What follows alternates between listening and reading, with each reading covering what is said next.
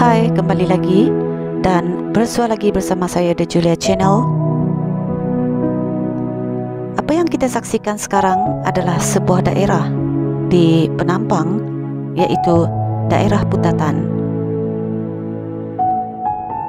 Kali ini saya akan membawa Anda kepada satu lokasi yang boleh dikatakan sering menjadi tanda tanya kepada kita apabila kita lalu di kawasan ini. Apa yang kita nampak sekarang adalah sebuah makam, dan di makam ini terdapat beberapa kuburan diraja. Mengikut cerita, pada awal tahun 1730, seorang pemuda bernama Dumpil bersama rakannya bernama Kutub tiba daripada Brunei, telah sampai ke sebuah kuala sungai, yaitu Sungai Dumpil, dan mendapati kawasan tersebut amat hijau dan kurang berpenghuni. Setelah mendayung mengikut sungai, beliau tiba di Bukit Kalam, Putatan untuk persinggahan. Sungai yang dilalui itu bertemu dengan Sungai Putatan di belakang bukit tersebut.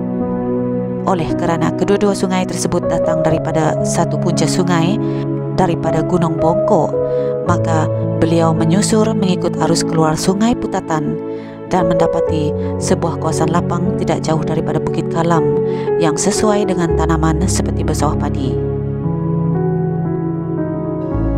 Kawasan tersebut sekarang dikenali sebagai Kampung Ulu Putatan dan menjadi lokasi yang sesuai untuk mendirikan perkampungan. Siapakah pemuda bernama Dumpil tersebut? Mengikut cerita, beliaulah orang pertama bergelarkan dirinya sebagai Raja Dumpil di Sabah, selain daripada Kesultanan Brunei pada masa itu, yaitu Sultan Husin Kamaluddin.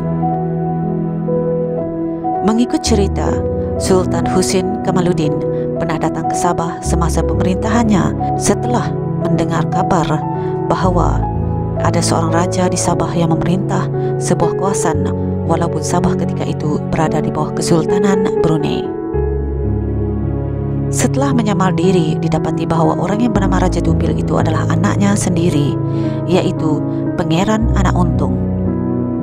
Sultan Husin Kamaluddin kemudiannya kembali ke Brunei tanpa ragu. Makam Allahyarham Pangeran Anak Untung Ibni Almarhum Sultan Husin Kamaluddin telah berada di daerah Putatan, dan ini adalah bukti sejarah kedatangan Islam di Putatan sekitar awal tahun 1730. Ada orang menyatakan terdapat tempat yang bernama Dumpil Point atau Dumpil Rock, dan tidak ada orang yang bernama Raja Dumpil kecuali orang-orang dahulu yang pandai-pandai hendak memberikan gelaran. Gelaran sebenarnya ialah Raja Tambaruyung, yaitu pangkat sebenar Pangeran Anak Untung semasa menjadi pemerintah Tanah Tulin Dumpil Meruntum. Oleh sebab itulah ayahandanya Sultan Husin Kamaluddin datang melawat ke Tanah Tulin Dumpil Meruntum sambil menyamar untuk mengenal pasti siapa Raja Dumpil semasa pemerintahan Brunei pada masa itu. Setahu Sultan Husin Kamaluddin, cuma ada Raja Tambaruyung dan bukan Raja Dumpil.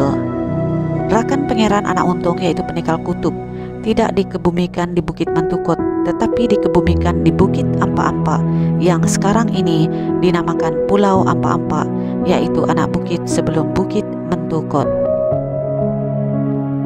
Dumpil Meruntum adalah sebuah kawasan di dalam daerah Putatan.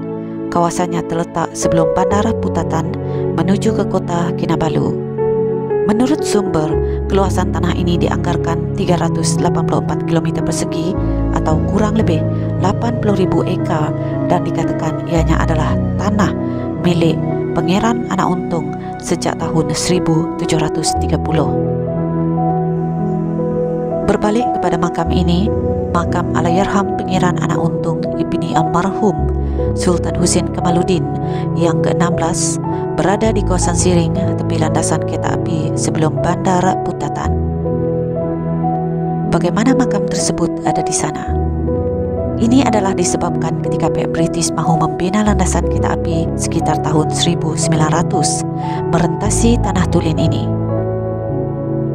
Mengikut cerita, pembinaan landasan kereta api bermula daripada Western ke utara hingga ke Cheselton, kemudian dinamakan api-api dan sekarang dinamakan Kota Kinabalu. Pembinaan landasan kereta api berjalan lancar sehingga sampai ke kawasan yang dikatakan keramat di Ketiau ini. Pembinaan landasan tidak dapat diteruskan kerana ada sebuah kuburan yang tidak dapat dialihkan oleh pekerja pada masa itu. Apabila residen British pada masa itu bertanya kepada pekerja mengapa tidak diteruskan pembinaan, dan pekerja-pekerja berkenaan mengatakan bahawa ada sebuah kubur yang tidak dapat dialihkan atau dipindahkan. Bila residen British bertanya lanjut, pekerja-pekerja berkenaan mengatakan bahawa kubur itu adalah jenis keramat dan tidak boleh diganggu. Jika diganggu tanpa sebab, takut nanti ada perkara yang tidak disenangi akan berlaku.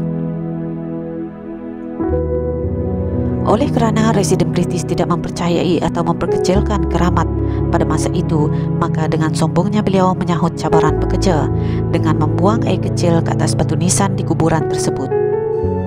Mengikut cerita, beberapa hari kemudian, residen British menghidap kepayahan untuk membuang air kecil. Setelah diperiksa oleh pihak perubatan pada masa itu, dimaklumkan bahawa bahagian alat sulit residen British telah bengkak dan semakin membesar. Berbagai usaha perubatan dibuat tetapi bengkak masih tidak juga susut. Mengingati peristiwa residen British membuang air kecil di kuburan, maka pekerja landasan kereta api mencadangkan kepada beliau untuk meminta ampun maaf kepada keramat tersebut dengan menyembelih seekor kambing di kuburan tersebut dan dagingnya diagihkan kepada pekerja-pekerja yang menghormati keramat berkenaan. Setelah memohon ampun maaf, akhirnya bengkak di bahagian alat sulitnya susut. Lanjutan daripada pengajaran itu, residen British mengarahkan pengalihan laluan landasan agar tidak melanggar kuburan itu. Setelah dialihkan, pembinaan landasan kereta api berjalan lancar sehinggalah perkhidmatan kereta api diadakan.